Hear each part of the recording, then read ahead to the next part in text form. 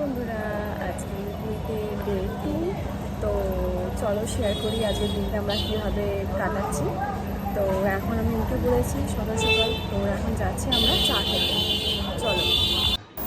আমাদের হোটেলের নিচে ছিল ঠিক একটি চায়ের দোকান। তো এখানে দাদা খুব সুন্দর চা বানায়, এখানে মাটির ভাঁড়ে চা দেয়। তো 10 টাকা করে নেয়, দেখতেই পাচ্ছ। তারপরে আমরা চা খেয়ে রওনা দিলাম মাছের বাজারে। দেখতেই পাচ্ছ যে আমরা গেছিলাম পমফ্রেট মাছ কিনতে। পমফ্রেট মাছ ছিল সেদিনকে 750 টাকা কিলো।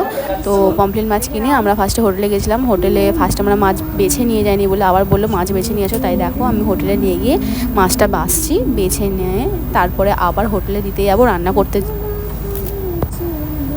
এই জ্বালা, এই আমি এখন ইউটিউব দেখে দেখে মাছ বাছছি। তো আমি ঠিক মাছ বাছতে পারি না, দুঃখের বিষয় আমার জন্য। যাই হোক, তো ভুল ত্রুটি হলে একটু মাফ করে দেবেন। তারপর আমরা তৈরি করতে দিতে গেলাম। তারপর পেটের পরোটা কিনে এনে টিফিনে পেটের পরোটা খাওয়া দাওয়া করে আমরা রেডি হয়ে নিলাম। এখন যাচ্ছি আমরা স্নান করতে। দেখতে পাচ্ছ এখন প্রায় সকাল 11টা বাজে। তো আমরা এখন যাবো স্নান করতে। A few moments later. চান সেরে এসে আমরা হোটেলে গেছিলাম খাবার আনতে। খাবার নিয়ে এসে দেখতেই পাচ্ছ কত সুন্দরভাবে আমি ডেকোরেশন করেছি। তো আমরা খাওয়া স্টার্ট করছি। দেখতেই পাচ্ছ কত রকম আইটেম আছে। তো খাওয়া দাওয়া সেরে তাড়াতাড়ি বিকেলে আমরা বেরিয়ে পড়লাম জগন্নাথ দেবের দর্শন করতে। জয় জগন্নাথ। আমরা ফোনে দেখে নিয়েছিলাম যে 4:30 নাগাদ জগন্নাথ দেবের মন্দির খোলা হয়। তো ওই জন্য আমরা 4টে নাগাদ বাড়ি থেকে রওনা হয়েছি, মানে হোটেল থেকে রওনা দিয়েছিলাম। তো বেশিক্ষণের রাস্তা নয় দেখি আমরা হেঁটেই পৌঁছে গেলাম জগন্নাথ দেবের দর্শন করতে।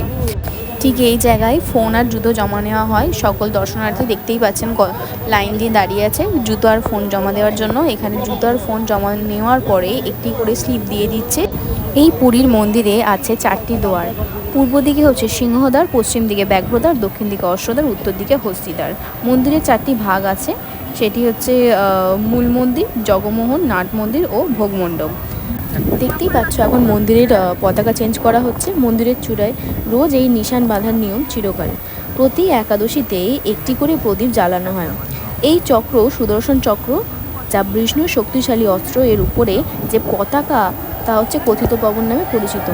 এই নিশান বাঁধার জন্য ছোট থেকে ট্রোল বংশের 2জন ছেলেকে পারদর্শী করা হয়। মন্দিরে এদের গুরুত্ব ভীষণ। প্রতিদিন এরা 214 ফুট উঁচুতে উঠে ভক্তদের উৎসর্গ করা পতাকা বেঁধে দিয়ে আসেন নীলচক্রের গায়ে লাগানো বাঁশের খুঁটিতে। এই পতাকা চেঞ্জের সময় সমস্ত ভক্তরা এই পতাকা উত্তোলন দেখতে থাকে এবং চারিদিক থেকে উলুধ্বনি আসে আর জগন্নাথ দেবের জয় জয়কার হয়। জগন্নাথ দেবের দর্শন সেরে আমরা আবার হাঁটা পথে হোটেলের দিকে রওনা দিলাম। তো এখানেই আমার